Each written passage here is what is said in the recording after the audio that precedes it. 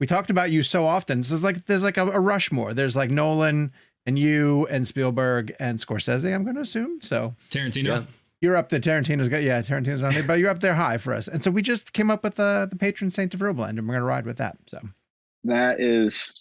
that's the best honor. I'm just gonna carry that like a badge. Shove the Oscars aside. I'm gonna start being way more arrogant now. I love it. Good. Just let it all hang out on this show. So this is just to say, just watch out. I'm gonna be insufferable from now on. Just wait. You'll fit right into this podcast then. yeah. So this is just to say we're huge fans, and I want to start with a real quick story. I have 2 sons, and they don't love movies the way that I do, and I'm constantly recommending titles to them that I think that they were going to connect with. Like last night, we watched Moneyball because they're sports kids, and my oldest loves statistics, and I was like, okay, you're going to love this movie, but it's really hard to convince him. And my oldest son is in college, and he texted me the other week, and he said, "Oh, I finally watched this movie that you've been telling me to watch forever. It's called Whiplash, and it's like my top 3 movies right now." And I was so mad, cool. Damien, because I wanted to experience that movie with him for years. And he kept being like, I'm not that interested in it. And then he finally watched it on his own, and it drove me nuts. And it got me thinking, if you have given any thought at all to the first movies that you're most excited to share with your kids. It's a great question, because I'm just getting into that zone. I have a 3-year-old, and so right now it's going pretty well. Honestly, right now he's obsessed with The Little Mermaid, and I'm totally in on that. I think that's great. It's definitely much better than he also has this obsession with have you heard of maybe your kids might be past this. Have you heard of Blippi? I have not heard of Blippi, no. Okay, well, you guys are either missing out or very lucky, depending on who you ask. It's this kind of like web series, TV show thing. So it's like my son will kind of flip flop between insisting on watching that all the time, or he'll watch The Little Mermaid or Fox and the Hound. Those are the a couple of the Disney ones that he really likes. So it's been. But man, there's nothing like actually getting to watch. I've now seen The Little Mermaid more times than I ever thought I would see any movie ever. Just in the past few months, because he was also sick for a bit. He had the flu, so when they're sick, it's hard to say no when they say put this on, and so man, this thing but I was shocked. It's just like as soon as it was over, just wanted to go right back to the beginning. And after, watch number 6 or something, I'd be like, you want to try something different now? Maybe, no, mermaid. Always mermaid. So, wait till you see what his dad did with the moon landing in First Man. It's going to blow his mind when he gets older, man. Oh my God. That'll be interesting. I did make the mistake of actually having him come by the edit room on Babylon once. Now, to be fair, I made sure that there was nothing completely depraved on the screen when he was walking by. It was actually the moment where, it was a moment of what I thought was totally G-rated fare. It was Brad Pitt giving a speech on a balcony and then doing a little sort of move and falling back. I thought, it's like Peter Sellers or something, Chaplin. It's going to be funny. My son lost his mind. He was horrified. He thought that he had just seen someone die, and he ran out of the room screaming. And for the next week, he sort of had it in for me. It would just be kind of conjuring up. He kept saying, "Man, fall down, man, fall down," like he had seen, a snuff film or something. Yeah. So ever since then, anytime I try to kind of, give him a gander of what I'm working on, he's just, he avoids it like the plague, as maybe he should. So obviously we've talked a lot about this movie on our show a lot. We are big fans of just celluloid film, shooting on film. There's a moment in this movie that is so incredibly intense as a character. I'm not going to spoil anything, but a character's trying to get a camera to a location, and the anxiety that you feel in that scene when they tell him it'll be back in 30 minutes and then it's like a couple hours later and he's rushing back. I was curious, out of all the movies that you've made in your career, what is that big happy accident that you landed on where a shot just ended up being brilliant, and it wasn't even just because of the planning, and just because of the circumstances of it or the timing of it, or something that just kind of magically happened like that? That's a good question. I would say the most beautiful thing I've ever filmed, I wasn't able to put in the movie because, and you'll understand why in a second. It was because we were shooting the moonwalk in First Man, and we were out on this quarry, this giant quarry in Atlanta in the middle of the night, lit by this one sort of giant light simulating the sun that was off in the distance, single light source. And it started snowing. And so suddenly on these IMAX cameras, I see this like the most perfectly backlit sort of Buzz Aldrin's coming down the ladder, and this like the most sort of movie magic snow is just falling everywhere. I'm just like, at some point I got to find a use for it or something. Couldn't quite make it into the movie as you could expect, but and of course also at the time I think I didn't really appreciate the beauty of it because I was just pissed off because it was fucking snowing and ruining my shot. But we did, insert some joke lines for Buzz and Neil to say to each other, like, gosh, Neil, it's snowing. Oh, who would have thought? But, it kind of, it sort of went the way of most of that cutting room floor footage. But it is, but it is a little beautiful piece of celluloid accident. You still have that? Like you have access to that like footage still, obviously? Yeah, it's somewhere. Yeah. I thought you were just about to show it to us. I thought it was like right off to your left. Oh my God, really? Here you go. No, I wish.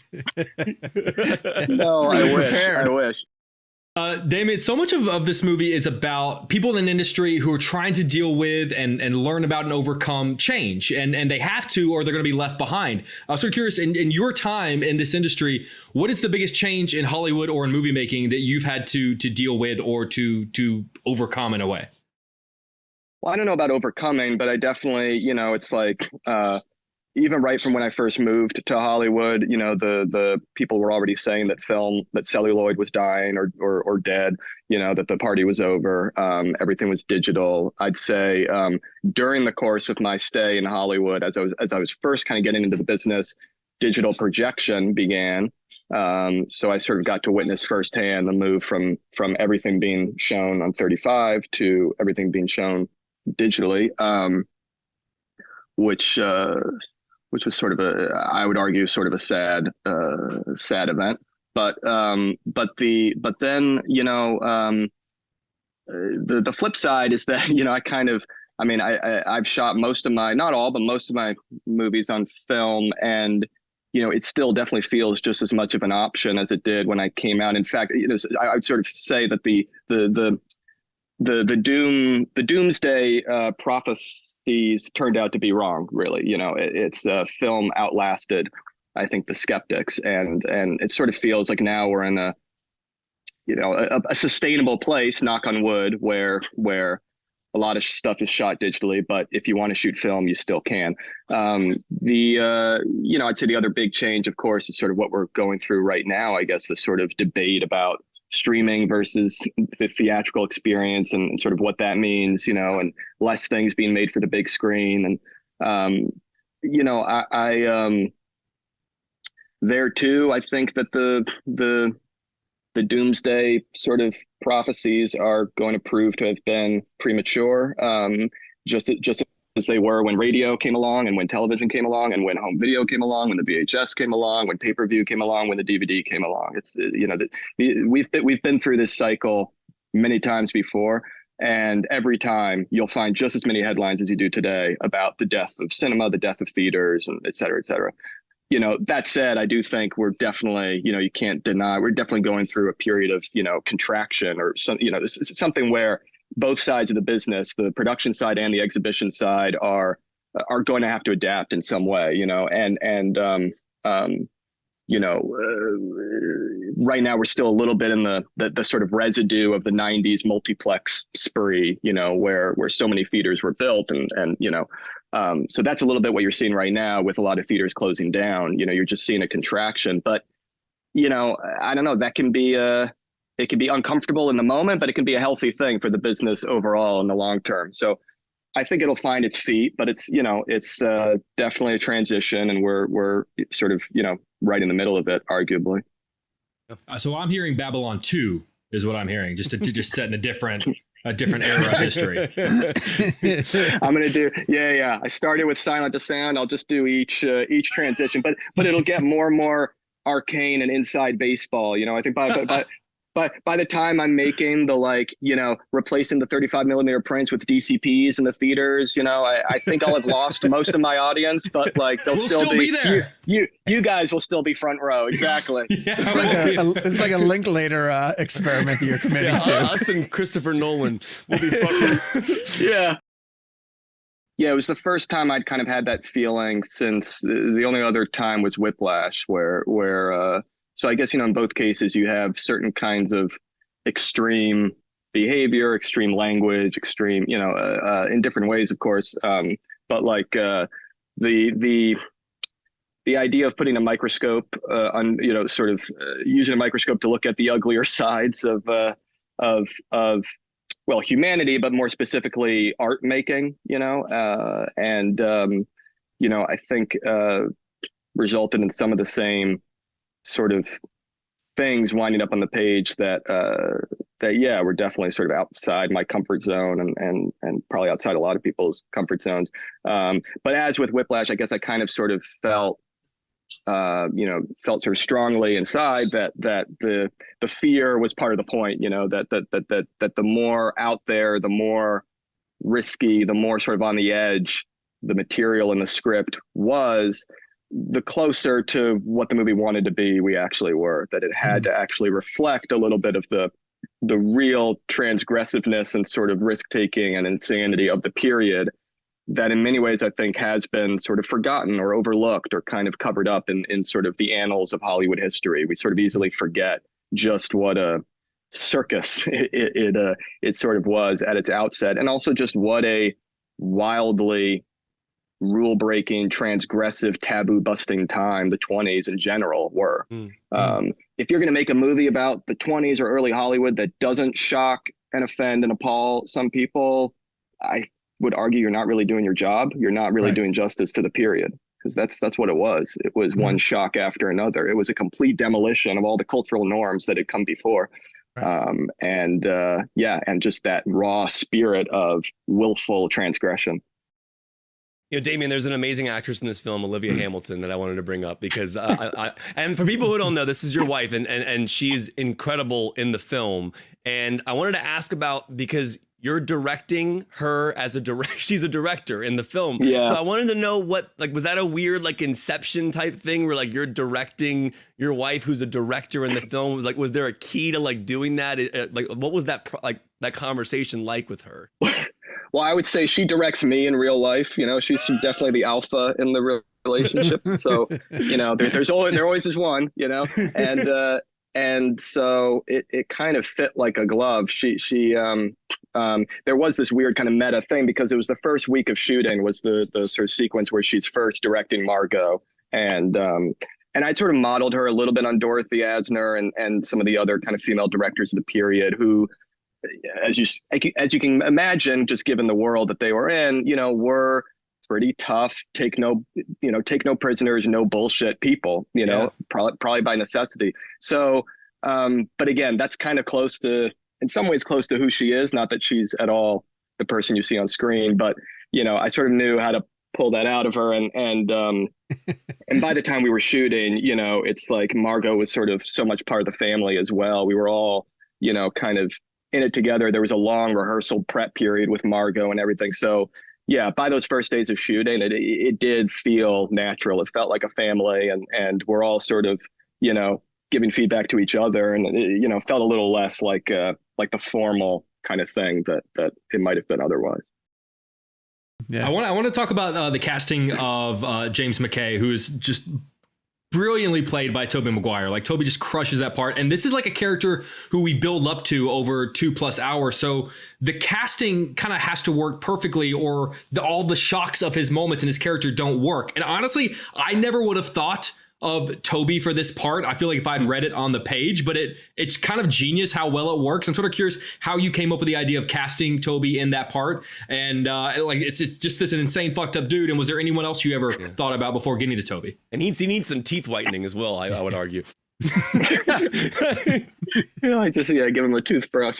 It was definitely I knew even before it was Toby in mind, it sort of definitely knew we needed someone because it is kind of it's a real entrance moment when the camera kind of finds him. And as you said, you've sort of built up to this character for a bit. So, and you're also at a stage in the movie, you're sort of entering the last third or last quarter of the film. And so you kind of need to give the audience that one last sort of fire underneath their seat, that one last kick in the pants to sort of propel you to the finish line now.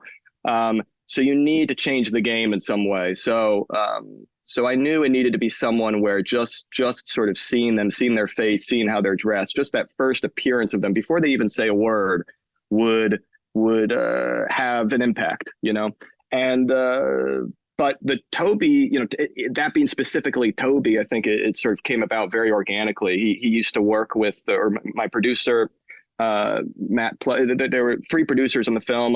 Olivia was one of them, so she was wearing 2 hats. And Mark Platt, who I'd worked with on La La Land, and then Matthew Pluff, younger producer who I'd sort of initially pitched the project to back like 12, 13 years ago.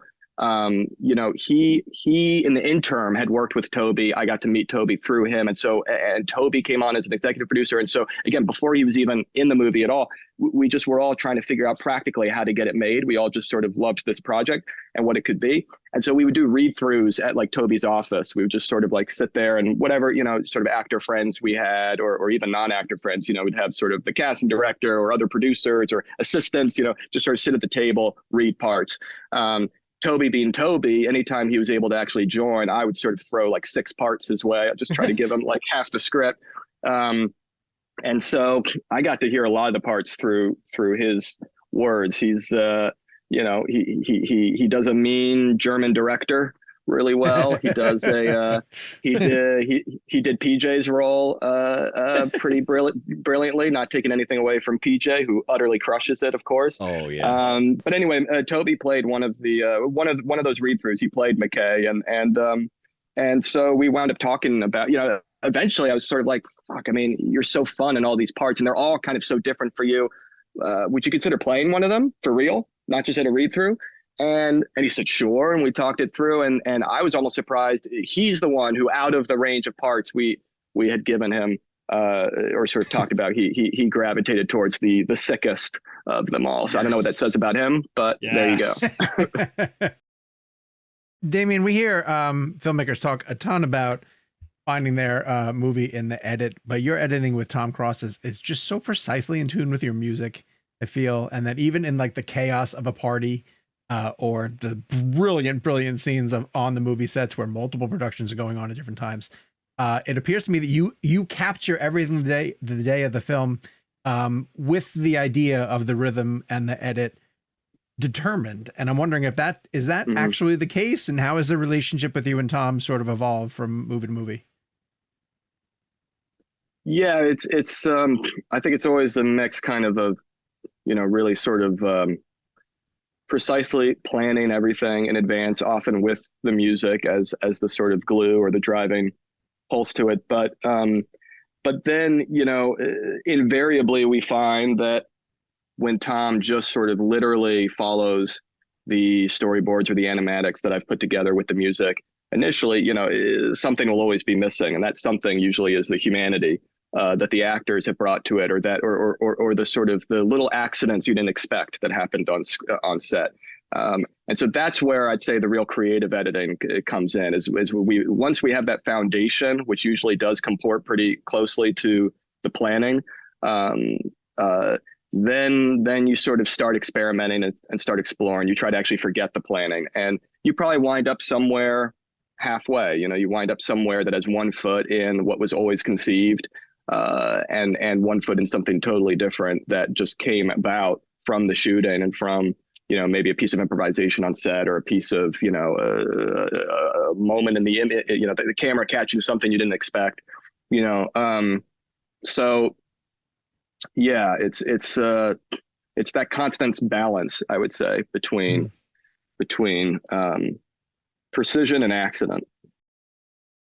Damien, we're only given about 5 minutes left, so I'm going to let you know that we're going to put this question up against a wall where we're going to have like a spoiler discussion will be. So this will not be heard without a warning, and this also is going to come out the day the movie's released. But I have to ask you about that montage at the end, because it is mind-blowingly awesome just to see the life of cinema. And as you can see, I have a Terminator arm behind me, so just to see, you had 2 Cameron films in there. I just want to know about that montage, putting it together, and the idea that there's 2 films in theaters this Christmas that have Pandora in them. It's pretty wild to think about that. So I was just wondering, like, how you came about that. Like, is Cameron even does he know that those shots are in the film? And I'm just wondering, like, how that came about. It's amazing. No, yeah, he had to give permission, which he was.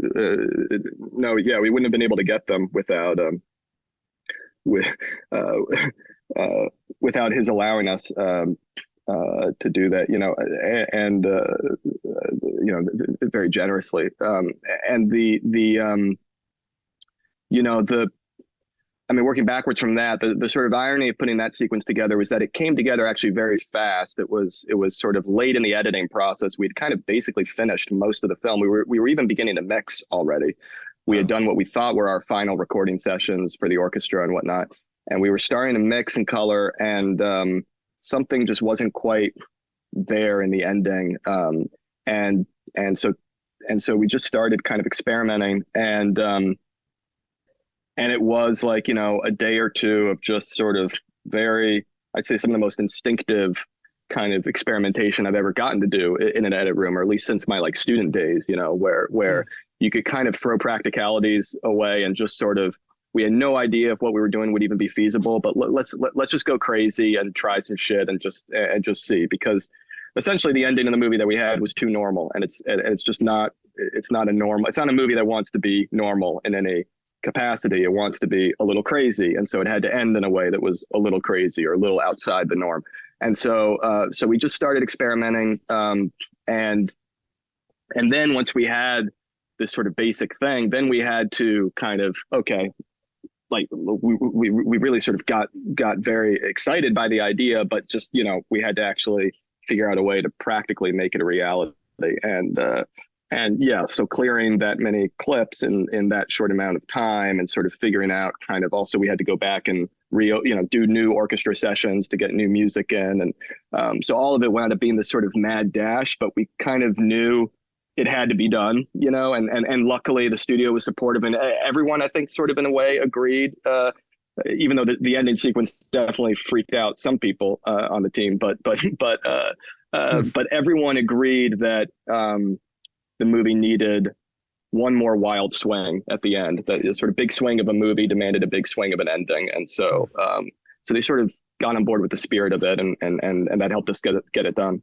But even the shot choice, like the T2 shot you use, to me is one of my favorite shots in the whole movie, is when this head comes back together. Like, how did you decide which ones you were going to choose? Well, there's a logic behind all of them. Again, of course, it's part of the larger story of cinema, but this idea of analog giving way to digital. And so every image that follows is progressively more and more created in computer instead of in the camera. So we begin with sort of just little more subtle bits of kind of those kind of visual effects with, Spielberg and whatnot, and sort of work our way towards, of course, the culmination of that is Pandora, of course. So that's a little bit the logic of it.